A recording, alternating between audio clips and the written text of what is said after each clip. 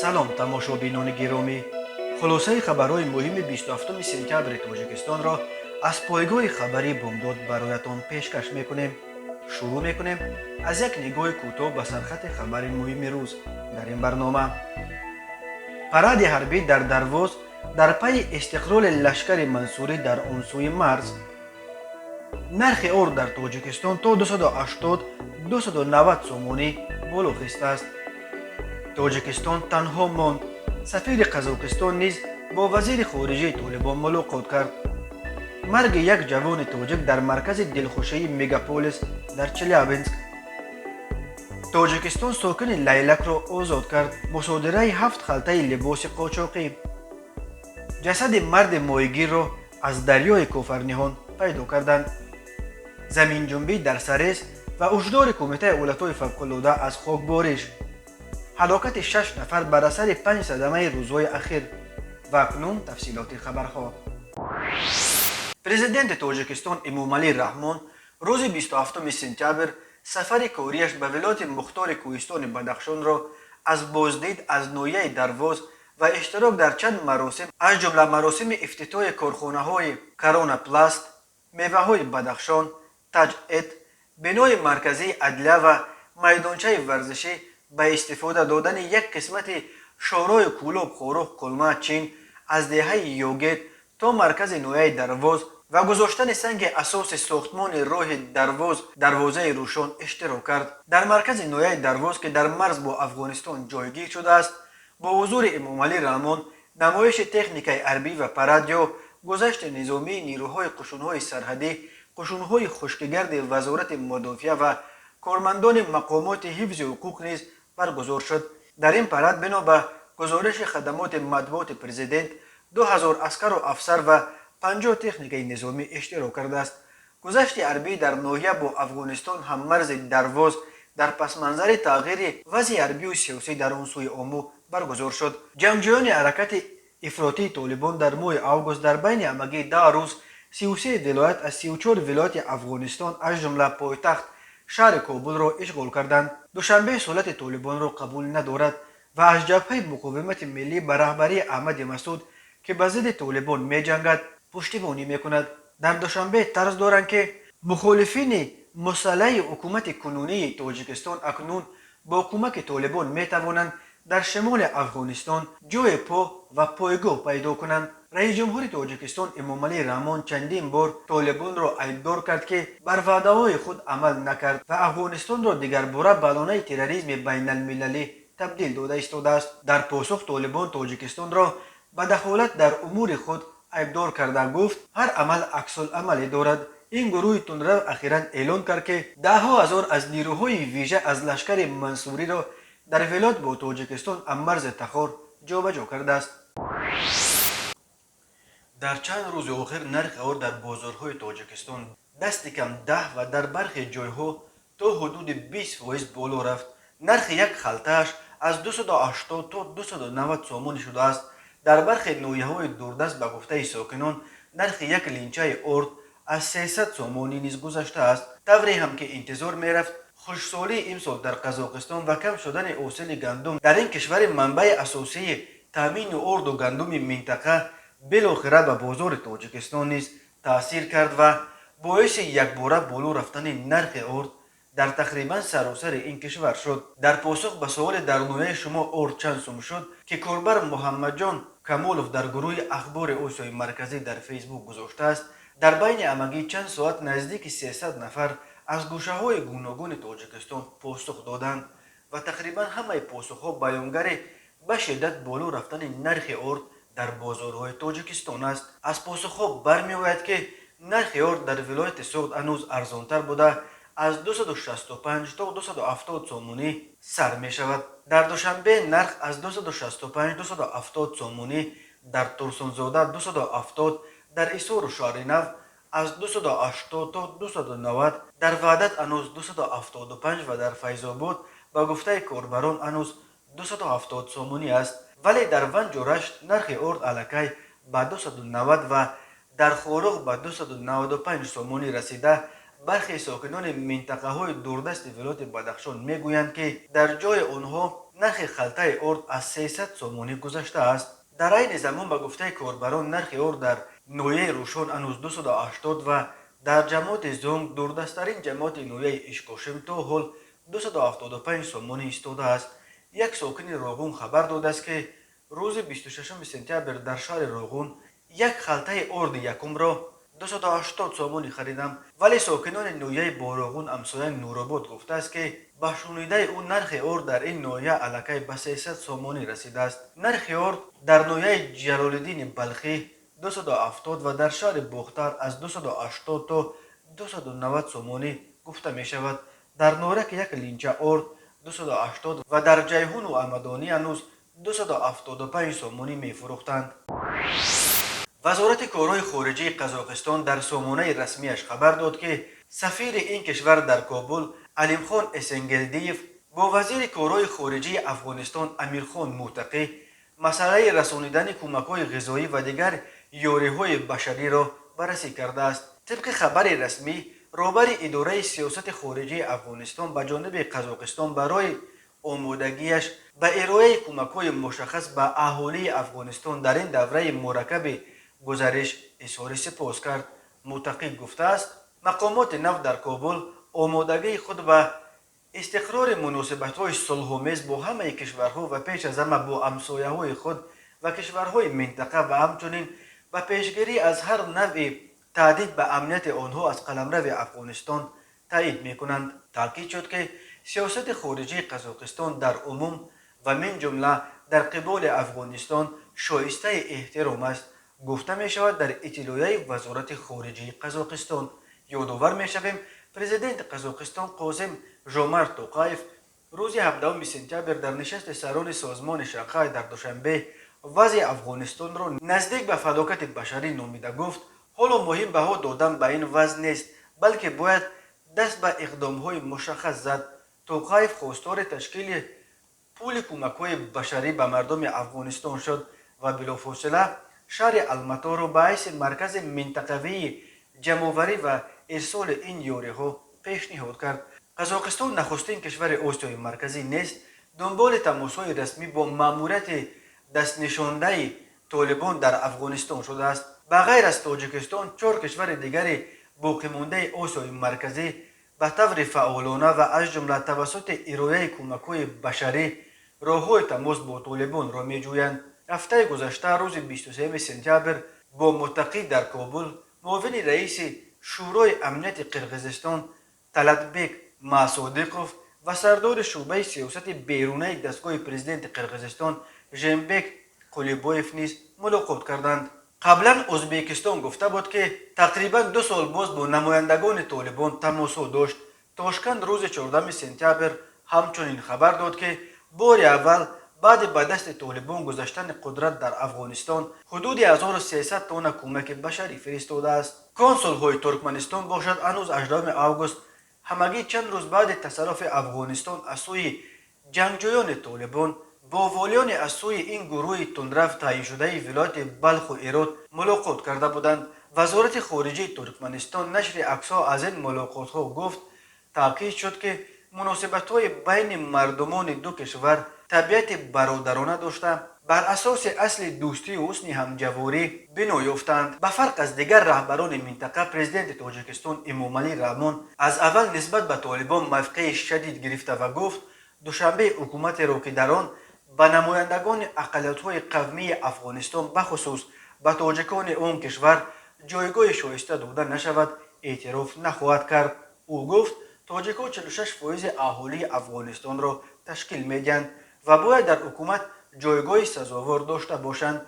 امامعلی رحمان همچنین با صورت آشکار از جبهه مقاومت ملی افغانستان که تحت رهبری احمد مسعود به ضد طالبان می‌جنگد طرفداری می‌کند. پرزیدنت تاجیکستان همین طور طالبان را عیبدار کرد که افغانستان را دوباره به لانه تروریسم بین المللی تبدیل داده ایستادند. چنین موقع‌گیری‌های دوشنبه رهبران طالبان را عصبی کرده است. اخیراً طالبان اعلان کرد که ده‌ها هزار عسکر و افسر نیروهای ویژه لشکر منصوری امارات اسلامی در ولایت با تاجیکستان هم مرز تخار جابجا کرده شدند. همچنین معاون رئیس حکومت تشکیل کرده طالبان ملا عبدالغنی برادر در مصاحبه با شبکه تلویزیونی الجزیره تاجیکستان را به دخالت در امور طالبان عیبدار کرد و از عواقب آن هشدار داد تاجیکستان به کارهای ما دخالت میکند ولی هر عمل عکس العملی دارد، گفته است ملا برادر. تماشابینان عزیز، یادآور میشویم خلاصه مهمترین اخبار تاجیکستان را از پایگاه خبری بامداد تماشا دارید. برنامه را ادامه میدهیم. در شهر چلیابینسک یک مرد تاجیک هنگام انجام کارهای ساختمانی در مرکز دلخوشی میگاپولیس به هلاکت رسیده است. نشریه زنا.com خبر داد که او در قبت دوم بنا یک دیوار را باید از بین میگرفت ولی دیوار خشتی به بالای سرش فرو رفته است و جوان تاجیک که همگی 23 سال داشت جان داده است. این حادثه روز شنبه 25 سپتامبر روی داده است. اولو قضیه را کمیته تفتیشات تحقیق میکند. در روزهای آخر این یگانه مورد مرگ فاجعه‌ای زادگان تاجیکستان در روسیه نیست. روز یکشنبه گذشته 19 سپتامبر در دهه ترویسک در حوزه ورونفسکیه در نوی مسکو جسدهای دو مرد زاده تاجیکستان را از جای خوابشان در یک واگن در حدود یک حوله خصوصی پیدا کردند. پلیس گفت مهاجران فوتیده یکی 48 سال و دومی همگی 22 سال داشتند. آنها در این حوله به کارهای تعمیر و ترمیم مشغول بودند. از آن پیش صبح بروقت 18 سپتامبر بر اثر به ستون فانوس برخوردن یک ماشین در مرکز شهر نوسیبیرسک 3 شهروند تاجیکستان زنده به زنده سوختند. مهاجرت کاری در روسیه یک منبع اساسی تأمین زندگی اکثر خانواده‌ها در تاجیکستان باقی میماند. هر سال بیش از 1 میلیون نفر از شهروندان تاجیکستان برای تأمین روزگار خود به روسیه به مردکاری میروند. این تقریبا نصف تمام اهالی قابل کاری تاجیکستان می باشد. هر سال در روسیه به علتهای گوناگون از جمله بر اثر فلاکت‌ها در جای کار بیش از 1000 مهاجر تاجیک به زندگی پدرود میگویند. یعنی به حساب میانه هر روز مهاجرت جان تا 3 مهاجر تاجیک را میگیرد. روز 27 سپتامبر در نتیجه مذاکرات رهبران ولایت بادکند قرقیزستان و ولایت سغد تاجیکستان، شهروند قرقیزستان اروزبک میرزویف که یک روز قبل از سوی مرزبانهای تاجیک دستگیر شده بود به جانب قرقیز داده شد.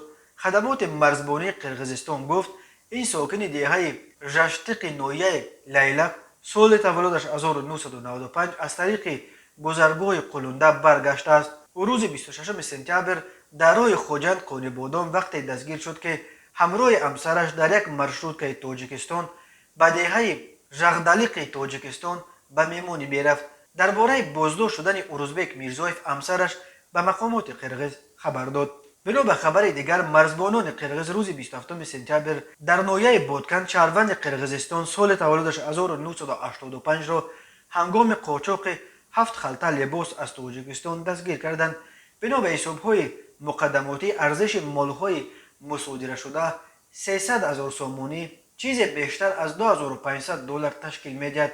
این مال‌های مصادره شده برای تفتیش به مقامات سپرده شده است. یادآور می‌شویم قرقیزستان از 21 مای در پی مناقشه خونین پایان ماه اپریل مرزهایش را با تاجیکستان بست.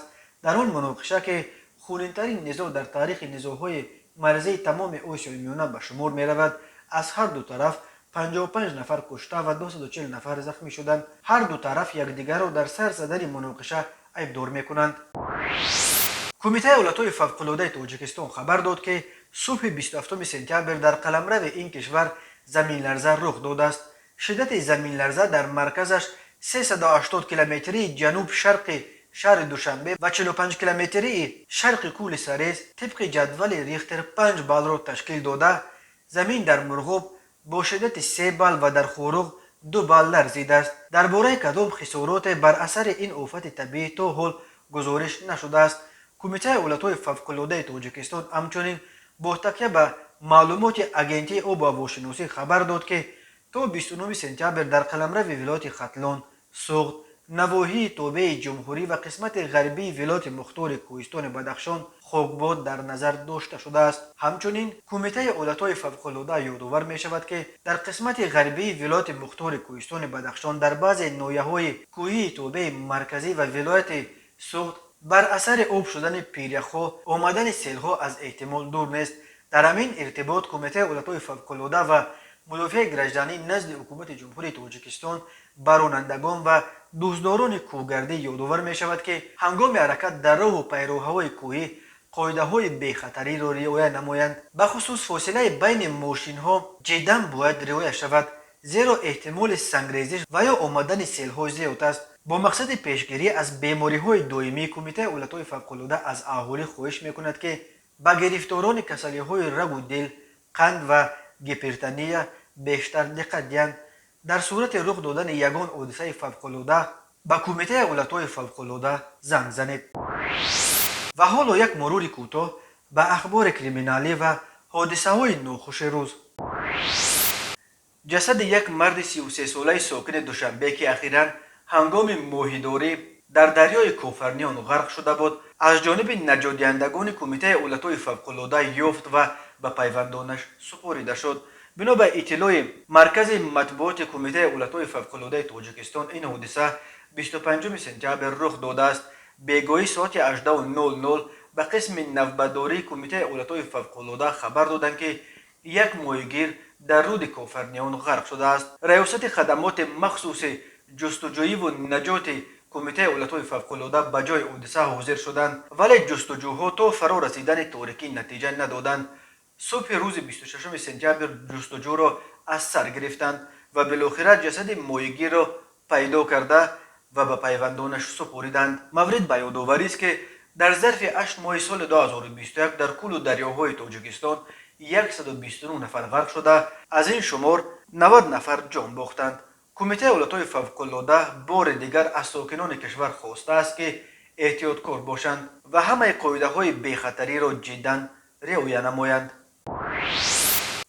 در روزهای اخیر در 5 صدمه نقلیاتی در تاجیکستان باز دست کم 6 نفر از جمله 2 کودک، یکی 1 ساله و دیگری 6 ساله به هلاکت رسیدند. از جمله ساعت 4 صبح 25 سپتامبر بر اثر به دیوار چایخانه لقمه پاک در نویه دنغره برخوردن یک ماشین تویوتا کمری، راننده 23 ساله ماشین جان داده، 3 مسافرش جراحت برداشتند. ساعت 9 صبح 25 سپتامبر بر اثر برخورد 2 اوپل استرا در راه دوشنبه کلوب، هر دو راننده که یکی 41 و دومی 71 سال داشتند به هلاکت رسیده.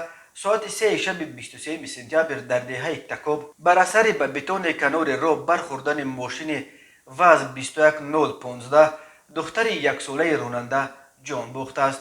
روز 26 سپتامبر ساعت 15 یک کودک 6 ساله در شورای دوشنبه 5 پایان زیر چرخ ماشین BMW به هلاکت رسیده است و ساکن 32 ساله نویه قبادیان شب 25 سپتامبر ساعت 00:30 از نزد نقطه فروش سوزشواری دهه هوسکار یک ماشین لکسوس را دزدیده، ولی در حدود دهه باباجان غفورов ماشین را چپه کرده در نتیجه به هلاکت رسیده است. هر سال بر اثر صدمه ها در راههای تاجیکستان 400 نفر به هلاکت رسیده، بیش از 1200 تن دیگر معیوب می شوند.